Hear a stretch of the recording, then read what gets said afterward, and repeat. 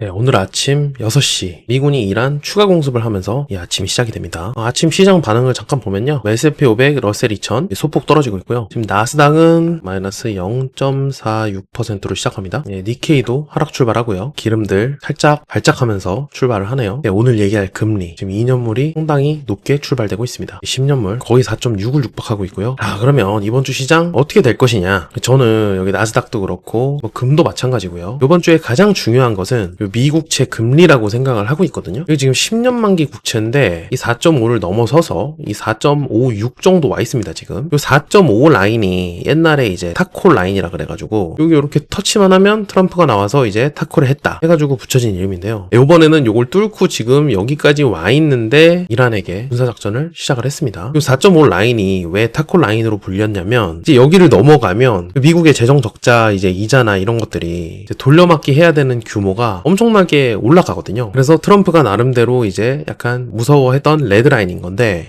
이제 좀 시장을 믿는 것인지 위에서 사고를 다시 쳤습니다. 제 생각에 트럼프는 이게 이렇게 올라가지 않을 거라고 뭔가 믿는 구석이 있는 것 같아요. 만약에 이게 이 10년 금리가 뭐 4.6을 뚫고 이렇게 올라간다. 그러면 뭐 달러 인덱스는 오르면서 뭐 나스닥 떨어지고요. 달러 인덱스 올랐으니까 뭐 금도 떨어지겠죠. 비트코인 당연히 떨어질 거고요. 이런 구조로 되어 있는데 그러면 이 금리가 뭐 앞으로 어떻게 될까? 좀 변수에 대해서 좀 생각을 해볼게요. 이제 이거는 문홍철님이라고 매크로 전문가시죠. 그분의 이제 뷰를 조금 정리를 해놓은 건데요. 금리에 대해서 얘기한 거를 좀 보겠습니다. 이분 말로는 미국과 일본이 재정이 계속 건전화되고 있다 이렇게 얘기를 하거든요. 우리가 뉴스에서 접하는 그런 내용이 사실 아니잖아요. 우리는 뭐 이자가 국방비를 막 추월을 했다 이러면서 되게 양적인 부분을 공포스럽게 조장을 해가지고 이제 뉴스에서 많이 쏘는데 여기 GDP 대비 이제 재정 수지를 보시면요. 이렇게 계속 건전하게 변했습니다. 그러니까 GDP 대비해서는 빚을 옛날보다 그렇게 막 끌어다가 쓰지는 않았다. 그래서 뉴스에 나오는 거를 이렇게 과장해서 받아들이면 안 된다. 이 재정 적자가 계속 커지면 금리한테는 당연히 상방 압력일 거 아니에요. 빚이 저렇게 많은 애들이 뭐 빚을 더 끌어다가 쓰면 금리는 올라가겠죠. 그리고 이제 메타나 다른 하이퍼스케일러들이 회사채를 많이 발행해가지고 돈을 빌리고 있잖아요. 시장에서. 회사채 발행량이 늘어나면은 국채 금리에도 상방 압력을 줍니다. 왜냐면 이런 하이퍼스케일러들이 거의 국가급 신용도를 가지고 있잖아요. 그래서 이런 회사채들은 국채하고 경쟁을 합니다. 그러니까 우리가 그냥 투자자라고 생각을 해보면 이 국채에 투자할 거냐 하이퍼스케일러들 뭐 회사채에 투자할 거냐 이거를 고민하게 된다는 뜻이죠. 그래서 이런 회사채들이 늘어나면 국채금리가 상방 압력을 받는다. 그런데 뭐 이렇게 뉴스만 보면은 회사채가 막 엄청나게 는 것 같지만 뭐 2026년 총 이제 전망으로 따지면은 막 그렇게 많이 늘진 않는다. 뭐 이런 얘기를 지금 이분은 하고 있는 거고요. 그래서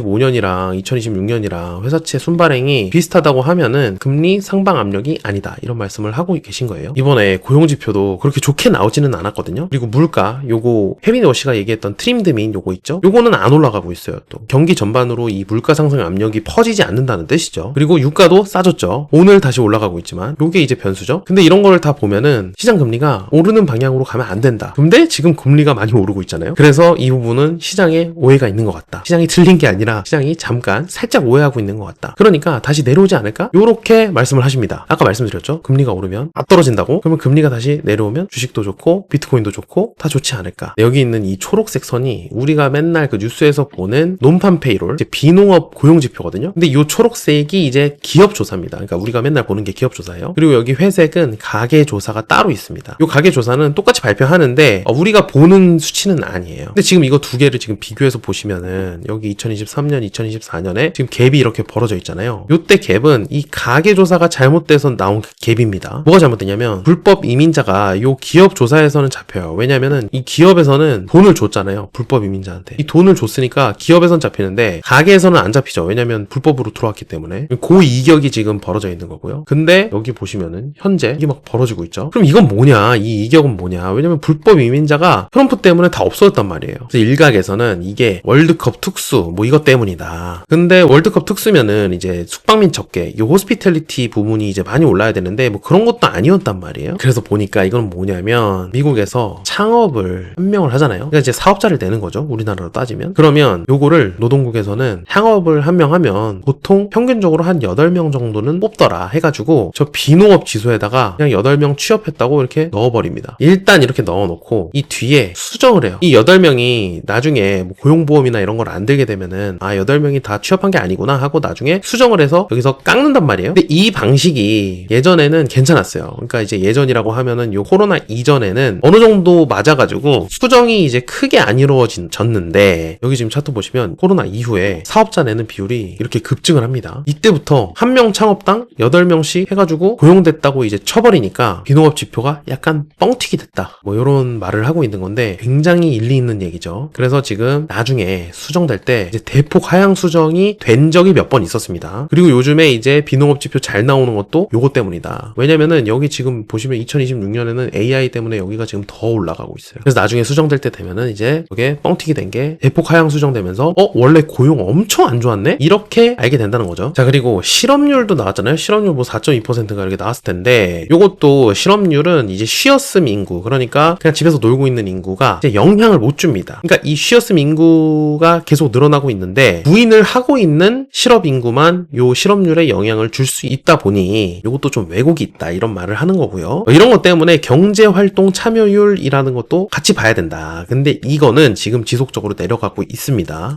그래서 결론적으로 미국 고용이 좋은 게 아니다. 이거는 안 좋아지고 있는 게 맞다. 그리고 플러스 물가 압력도 없죠. 지금 트림드미는 지금 안 올라가고 있으니까. 물론 지금 유가가 뛰고 있으니까 또 이게 어떻게 될지 모르는 건 맞습니다. 거기에 플러스 고용도 지금 안 좋아지고 있고, 그러니까 이런 여러 가지 이유들을 봤을 때 지금 금리가 내려가는 방향이 맞다. 네, 이런 결론이 있다는 거죠. 그래서 저도 뭐 상당히 동의하는 부분이 많습니다. 이게 사실은 이런 어떤 데이터적인 부분도 있지만 일단은 미국이 이 금리가 많이 올라가는 걸 당연히 원하지 않겠죠. 지금 미국 금리가 막 올라가가지고 재정이 나빠지는 거는 그냥 조금 심하게 얘기하면 옵션이 아니에요. 이렇게 될 수가 없어요. 아니 지금 중국이랑 거의 전쟁 중인데 이 AI 패권 전쟁에서 지면은 사실상 모든 게 다 끝이거든요. 그래서 이렇게 금리가 올라가는 거를 이제 정치 공학적으로 용인을 할 수가 없다. 제가 준비한 내용은 여기까지고요. 오늘도 좋은 하루 되십시오. 감사합니다.